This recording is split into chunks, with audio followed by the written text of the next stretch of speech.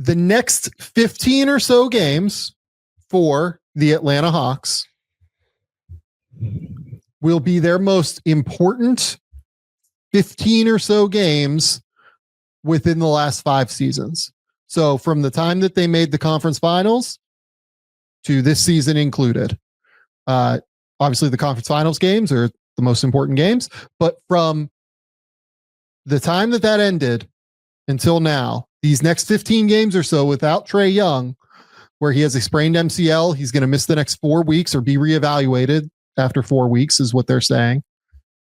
Those are now the most important games that they've played in 5 years because this is a team that came into the year with real expectations, right? You go out and you get Kristaps Porzingis. You decide to pay Dyson Daniels. Luke Kennard is a big addition. Obviously, Nickeil Alexander-Walker was a big addition in the sign and trade. I've really liked Mo Gay. You have the rising number 1 overall pick, who was second in Rookie of the Year last year, in Zach Ricochet. Jalen Johnson coming back from injury. Johnson has looked quite good so far this year. Like, you have all of the pieces that you need to theoretically make a run. They were one of your favorites in the preseason based off the way that this roster fit together. And I don't disagree with that take. I think the roster fits really, really well together. But now this is a team where without Trae Young, where do they get offense? Where do they get half-court offensive production? Where do they get consistent play from the guard positions, right? Because Dyson Daniels can be a question mark offensively. Nickeil Alexander-Walker can be sometimes a question mark if the shot isn't falling all the time.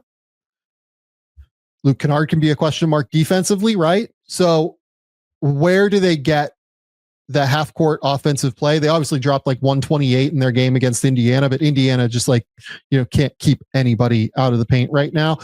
In the first 6 minutes that those starters played in that game, I thought it was like really clunky and really rough. And then they figured it out a little bit later. Again, they started to play more up tempo, and really started to attack a bit more on like cross matches and in transition. And, that team's playing like Mac McClung and Ray J Dennis, and, all due respect to those guys, but it's just like a bit of a different beast. How Atlanta deals with getting half court offensive production now without Trae Young, I think really could play a significant role in what they decide to do with Trae Young, because Trae Young at the end of this season can theoretically elect to become a free agent. He has a player option at $49 million for 2026-27. If they feel like they play really well, do they look at, maybe Trae isn't our guy for the future? Or if they really struggle, do they decide, oh no, like we have to pull out all the stops because we need to keep Trae Young? It could go either way. I'm not sitting here saying like Trae Young's like an immediate trade candidate. I don't know based off this, but to me, these next 15 games are absolutely going to tell the tale of how possible it is that they can survive without Trae Young, and how possible it is that, they could be looking at a different kind of roster build moving forward, where maybe they go super big, right? Maybe they just decide, we're going to try and be enormous with Dyson and with Alexander Walker, and then our wings with Ricochet and Johnson. And then we have Kristaps, obviously. Like, they could easily pivot into just being a massive team that defends and plays super hard on defense and, figures it out on offense and goes to find like a bigger point guard somewhere, right? Or they could decide, no, we desperately need Trae Young. We have to keep him. We have to figure this all out. Just finally, real quick, what their schedule looks like. They're playing Cleveland right now. They're down 9 while we're talking. Who knows what that looks like? Then 3 home games against Orlando, Toronto, and the Lakers. Then 4 road games against the Clippers, Sacramento, Utah, Phoenix, Detroit. The Detroit game is at home, and then 2 more road games against San Antonio, New Orleans. And then they get Charlotte, Washington, Cleveland again here at the end of the month. So It's about a month's worth of games. I think that particularly these first like 4 or 5 games here where you have Cleveland, Orlando, Toronto, both the LA teams, those are competitive teams that will tell us a lot about where this team is headed. Yeah, it was the first thing I wrote at that time when I was watching the game. I didn't know how long Trae Young was going to be out, but this is a huge opportunity for Jalen Johnson. And I wonder if he does get, primary initiator minutes and opportunities to show what he can be all around. I also think it's a big opportunity for Nickeil Alexander-Walker. I think I'm on the side of Na has a little bit more on-ball juice than what other people believe with him. And so they're going to need that from him as well. We'll see how much they lean into Dyson doing a little bit of that. That they have some answers. It's just they don't have like the guy, like the guy that's always going to do it. It'd be a little bit more by committee. It will be interesting to see if they change up the offense a little bit, find a flow, not using as many ball screens. But I think this is exactly right in terms of you get a lot of data here because it is a long enough stretch where you can go, okay, we completely fell apart. We had no idea and we never figured it back out. It may look gross for 5 games, but games 6 through how many ever are you able to, figure it out once guys adjust to their new roles, or do they never? And you, like you said, now all of a sudden Trae Young has a bunch of leverage and you have to really feel like you have to keep him because you can't replace what he drives on the offensive end. So it's a huge stretch for them, for guys individually, but also for them as a team, because if you go, 5 and something bad in this stretch without Trae Young and get way behind in the standings, that's obviously going to affect things moving forward from a team perspective as well.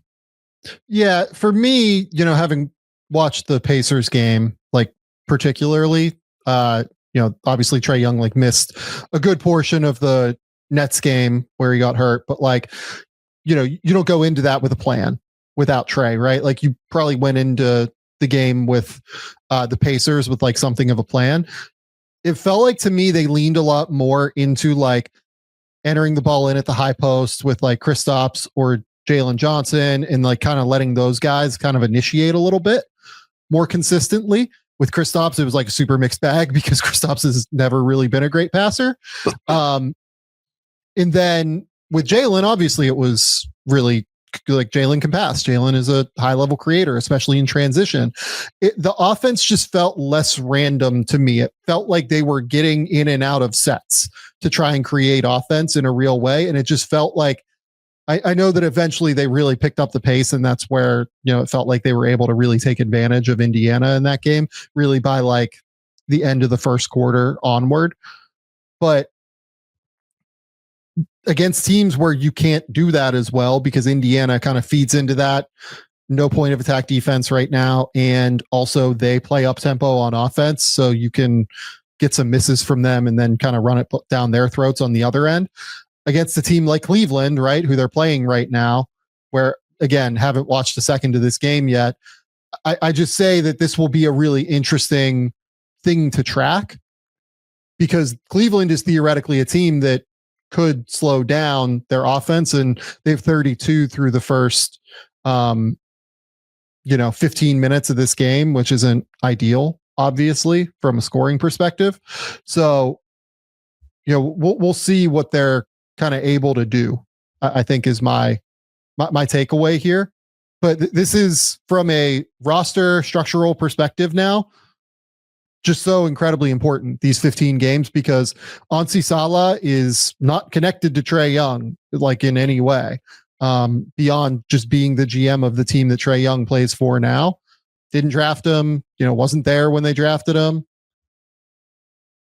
Does he decide to move in a different direction to build a roster that maybe he thinks is a little bit more in his own image, or does he decide that Trae Young is in his image? But the fact that they did not extend him and now this has come up creates a fascinating paradigm to watch with the Atlanta Hawks. Yep. They were, like I said, they were a fun team or an interesting team to watch coming into the year, and this makes it even more so.